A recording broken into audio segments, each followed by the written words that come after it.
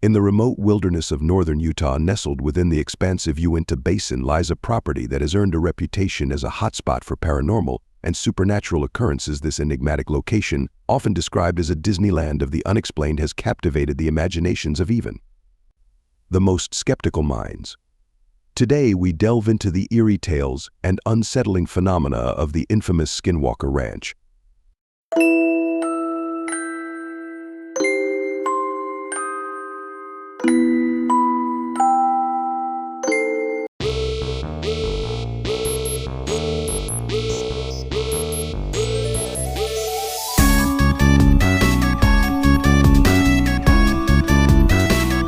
Utah, particularly the northern region and the Uinta Basin, is renowned for its rich tapestry of strange and unexplained events, from mysterious lights in the sky to elusive humanoid figures, and even sightings of Bigfoot. This area has long been associated with high strangeness.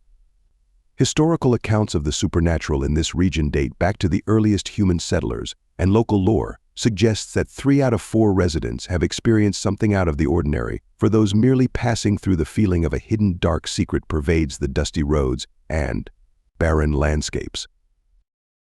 Many believe that within this vast, eerie landscape lies an epicenter, a focal point from which these bizarre phenomena emanate. The center of this unsettling activity is a 480-acre ranch located roughly 100 miles east of Salt Lake City. While the property traditionally bears the name of its current owner, over time, it has come to be known by a more ominous moniker, Skinwalker Ranch. The origins of this name are deeply rooted in Native American folklore. The Ute tribe indigenous to the region held a deep-seated belief that the land was cursed by the Navajo, a neighboring tribe. According to Ute legend, the area is frequented by the Skinwalker, a malevolent entity associated with dark sorcery. For this reason, the Ute people have traditionally avoided the land, further cementing its reputation as a place of foreboding and mystery. Throughout the latter half of the 20th century, Skinwalker Ranch was owned by a family whose identity has remained shrouded in secrecy. In 1987, this family abruptly and inexplicably vacated the property, leaving it abandoned for over 7 years. In 1994, the ranch was purchased by Terry and Gwen Sherman, along with their 2 children. Initially, the Shermans saw the purchase as a dream come true. The picturesque property, bordered to the north by a high ridge overlooking lush pastures and wild woodlands, seemed like the perfect setting for Terry's cattle breeding business. Terry Sherman, a high-end cattle breeder, was thrilled with the ranch. The favorable price he paid for the property was almost too good to be true. As he signed the paperwork, he felt a mix of excitement and disbelief. Little did he know, this idyllic land would soon become a source of profound distress and turmoil for him and his family. Upon their first visit to the ranch, Terry and Gwen were struck by the state of disrepair of the main homestead, a condition they had anticipated given the property's extended vacancy. However, what they did not expect to find were numerous deadbolts securing the home, not just on the front and back doors, but also on all interior doors and windows. Heavy-duty chains and metal rungs embedded into the walls suggested that large, powerful guard dogs had once been restrained there.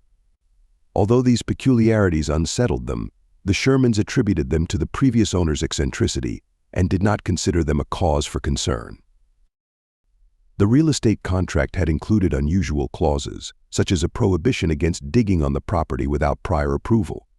The Shermans, despite some reservations, dismissed these oddities, chalking them up to the previous owner's peculiar habits. However, a nagging question lingered in Terry's mind: what had frightened the previous owners so much that they felt the need for such extensive security measures? It didn't take long for the Shermans to discover that their new home was far more unsettling than they had anticipated. On the very first day of moving in, while unloading a truck, the family spotted a wolf approaching from across the pasture. The wolf was an enormous creature, much larger than an average wolf, and its behavior was strangely non-threatening. It approached with a calm demeanor, its piercing blue eyes observing the family with an almost intelligent curiosity. Despite its intimidating size, the wolf seemed tame and even friendly. Terry's father, who had been helping with the move, reached out to pet the animal. The wolf's head came up to Terry's father's shoulder, revealing its immense size. The family relaxed, thinking it might be a pet that had wandered onto their property. However, their sense of security quickly dissipated when the wolf's demeanor changed dramatically. In a sudden and violent move, the wolf attacked one of Terry's young calves, seizing it by the head and dragging it away from the pen. Terry, realizing the danger, grabbed an axe handle from the truck and rushed to the scene, attempting to fend off the predator. Despite his efforts, the wolf remained unperturbed, continuing to maul the calf. In a desperate attempt to save his livestock, Terry fired a .357 Magnum at the wolf. The shots rang out, but the wolf seemed unaffected. It did not flinch, stagger, or show any signs of injury. Even after 3 shots, the beast continued its assault, and a 4th shot aimed at its heart only seemed to make it retreat a short distance before it considered attacking again. Terry and his son pursued the wolf for about half an hour, tracking it through the dense woods and across a muddy bank. However, the tracks abruptly ended in the middle of the open mud, with no further evidence of the wolf's departure. It was as if the creature had vanished into thin air. Terry retrieved a piece of flesh detached from the wolf, which looked and smelled rotten, further deepening the mystery. The strangeness did not end with the wolf encounter. Over the next few weeks, Gwen Sherman began experiencing a series of unsettling occurrences in the homestead. Items would inexplicably reappear in their original packaging after being unpacked, and personal belongings like towels and hairbrushes would disappear only to reappear in random locations. Gwen initially feared she was losing her mind, but soon Terry began to witness strange phenomena himself. One such incident involved a missing post digger, which Terry had used to repair a fence. It vanished without a trace, only to be found weeks later hanging high in a tree, an impossible feat considering its weight. These events contributed to the growing sense of unease surrounding the ranch.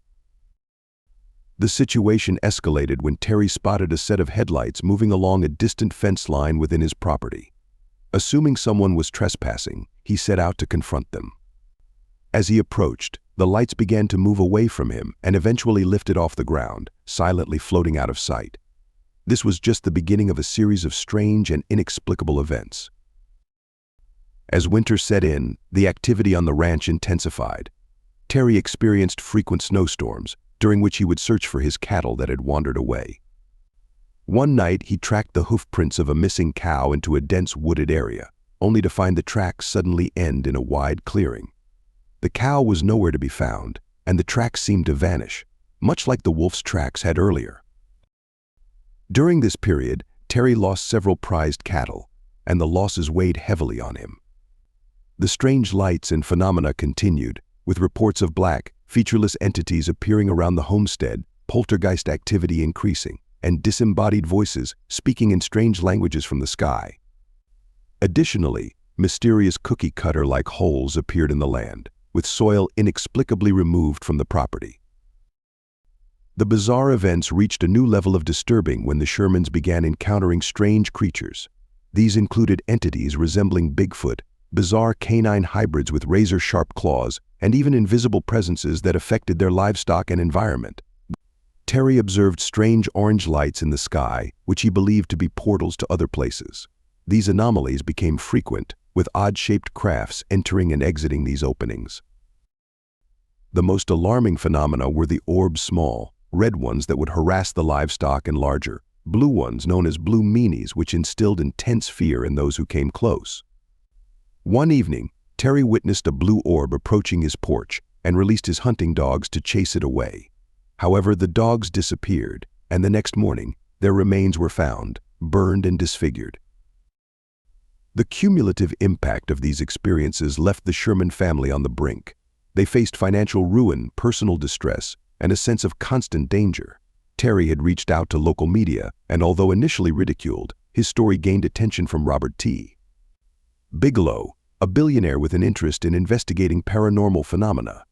In July 1996, Bigelow purchased the ranch, and his team, the National Institute for Discovery Science (NIDS), took over the investigation. The NIDS team spent nearly a decade at Skinwalker Ranch, documenting and studying the strange phenomena that had plagued the Sherman family.